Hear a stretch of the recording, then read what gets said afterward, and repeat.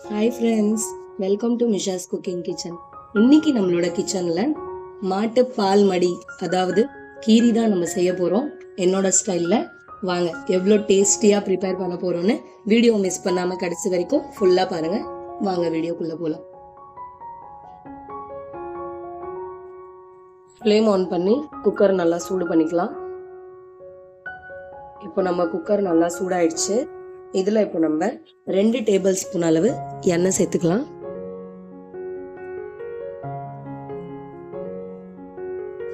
Table spoon எண்ணெய் நல்லா சூடாகட்டும். எண்ணெய் நம்ம நல்லா சூடாகணுன்னே ஒரு 1/2 கிலோ அளவு மாட்டு பால் மடி எடுத்து வச்சிருக்கேன்.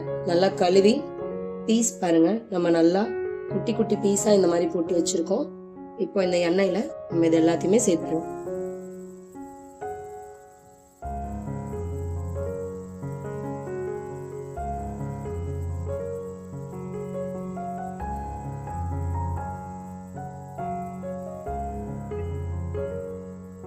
கடுகு எண்ணெயில தான் இன்னைக்கு நம்ம செய்வோம். இது எல்லாத்தையுமே நம்ம சேர்த்துட்டு இது கூடவே ஒரு டேபிள் ஸ்பூன் அளவு நம்ம இஞ்சி பூண்டு சேர்த்துக்கலாம். இஞ்சி பூண்டு விழுதையும் இதுல நம்ம சேர்த்துட்டு இது கூட நம்ம ஒரு 1/4 டேபிள் ஸ்பூன் அளவு மஞ்சத்தூள் சேர்த்துக்கலாம்.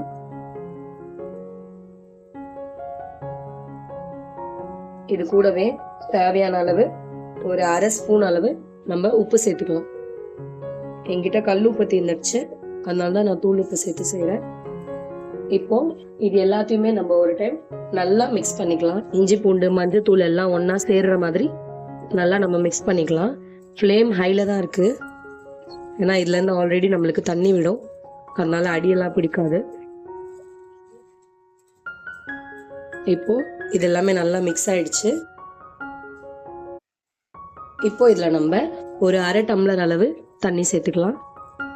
போதும், இந்த அளவுக்கு தண்ணி இருந்தால் போதும். இப்போ குக்கர் மூடி போட்டு ஒரு 2 to 3 விசில் வரைக்கும் நம்ம விட்டுக்கலாம். 3 விசிலுக்கு அப்புறம் கொஞ்ச நேரத்துக்கு குக்கர் அப்படியே ரெஸ்ட்டுக்கு விட்டுட்டு அதுக்கப்புறமா நம்ம திறந்து பார்க்கலாம் இது வெந்துருச்சான்னு.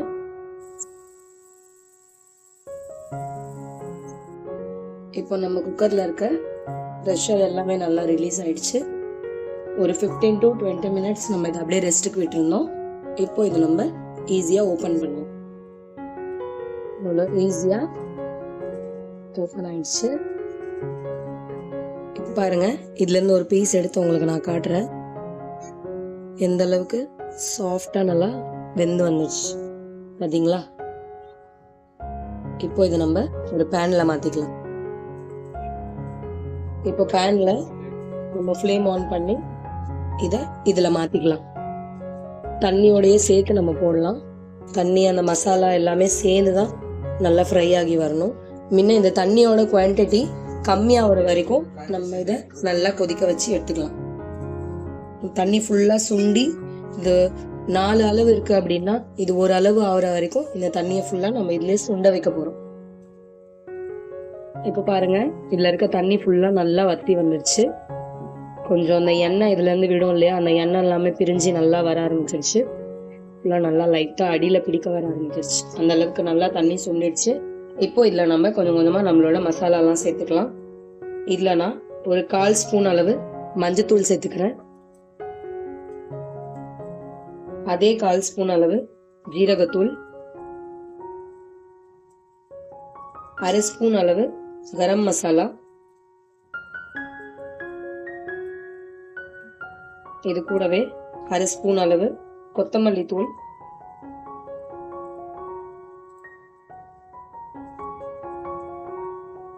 1 ஸ்பூன் மிளகாய் தூள், 1 ஸ்பூன் மிளகாய் தூள் சேர்த்துக்கலாம். இது கூடவே ஒரு 1/2 ஸ்பூன் அளவு காஷ்மீரி ரெட் சில்லி பவுடரும் சேர்த்துக்கலாம். இது எல்லாத்தையுமே சேர்த்து நல்லா ஒரு டைம் கிளறிக்கலாம்.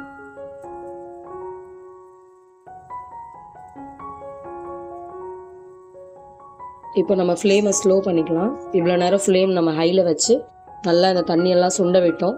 இப்போ இந்த மசாலாலாம் நல்லா ஒன்றா பிடிச்சு தீயாமல் நல்லா ஃப்ரை ஆகி வர வரைக்கும் நம்ம இது ஃப்ளேம் லோவில் வச்சு ஒரு 5 மினிட் இதை நல்லா குக் பண்ணிக்கலாம். மசாலாவோடு சேர்ந்து நல்லா பிரண்டு வர மாதிரி இதை குக் பண்ணணும் ஒரு 5 மினிட். உப்பு எப்போவுமே நம்ம இந்த கீரி செய்யும் போது பாதி அளவு தான் உப்பு போடணும். அந்த தண்ணி எல்லாமே நல்லா சுண்டி வத்தி வர நேரத்தில் மசாலாவில் நம்மளுக்கு செம்மையாக உப்பு அதிகமாக போட்ட மாதிரி ஃபீல் ஆகும். அதனால உப்பு நம்ம கொஞ்சம் கம்மியாக போட்டோம்னா தான் அது ஃபுல்லாக சுண்டி வரும்போது நம்மளுக்கு பர்ஃபெக்டான ஒரு டேஸ்ட் கிடைக்கும் உப்புது.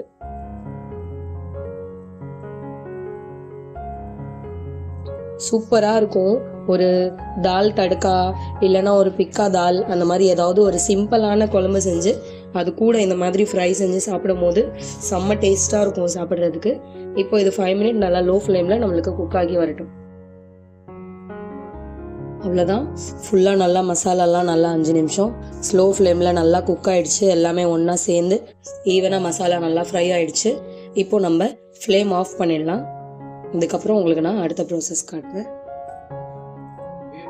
இப்போ இதை நம்ம ஃப்ளேம்லேருந்து நவுத்திக்கலாம். இது அடுப்புலேருந்து நவுத்திட்டு ஃப்ளேம் ஆன் பண்ணி இதில் ஒரு துண்டு கறி வச்சுருக்கேன். இதை இதில் வச்சு ஃபுல்லாக நல்லா கலர் மாறி நல்லா நெருப்பு கலரில் வர வரைக்கும் இதை நம்ம சூடு பண்ணலாம். பிளாக்லேருந்து கலர் மாறி நல்லா ஃபுல்லாக ரெட் கலரில் ஆகிடும். அது வரைக்கும் நம்ம சூடு பண்ணி எடுத்துக்கணும். இப்போ பாருங்கள், இது நல்லா கலர் மாதிரி வந்துடுச்சு.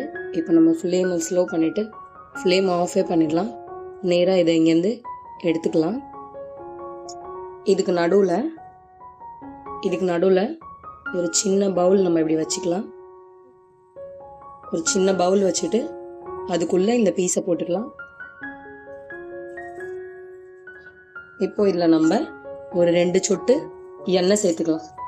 எண்ணெய் சேர்த்து உடனே நம்ம இதை லெட்டு போட்டு க்ளோஸ் பண்ணிக்கலாம். ஃபுல்லாக அந்த ஸ்மோக்கோட ஃப்ளேவர் நல்லா உள்ளே பூரா ஸ்ப்ரெட் ஆகும். அந்த லெட்லேருந்து அந்த ஸ்மோக் வெளியே வராமல் இருக்கிறதுக்காக நம்ம இதில் ஒரு பேப்பர் போட்டு அந்த ஓட்டையும் நம்ம கவர் பண்ணிட்டோம்.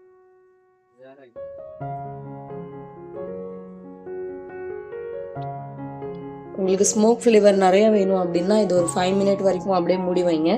இல்லை உங்களுக்கு அந்த ஸ்மோக் ஃப்ளேவர் அதிகமாக பிடிக்காது அப்படின்னா ஒரு 2 நிமிஷத்தில் கூட நம்ம லிட் ஓப்பன் பண்ணோன்னா அந்த புகை ஃபுல்லாக வெளியே போயிடுச்சுன்னா நம்மளுக்கு ஃப்ளேவர் அதிகமாக வராது. ஓகே, இப்போ இது நல்லா ஃப்ளேவர் ஃபுல்லாக உள்ள நல்லா ரெடி ஆயிடுச்சு. இப்போ இந்த லிட்டை நம்ம ஓப்பன் பண்ணிக்கலாம்.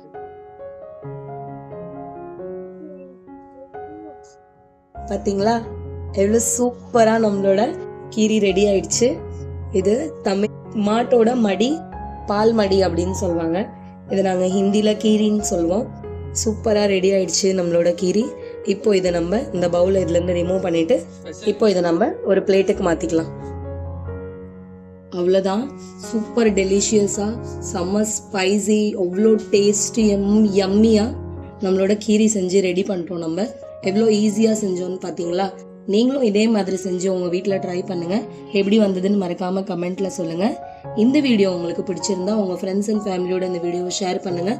மறக்காமல் நம்மளோட மிஷாஸ் குக்கிங் கிச்சனை சப்ஸ்கிரைப் பண்ணிக்கோங்க. இதே மாதிரி ஒரு சிம்பிள் அண்ட் சூப்பர் ரெசிபியோட உங்களை நான் நாளைக்கு சந்திக்கிறேன்.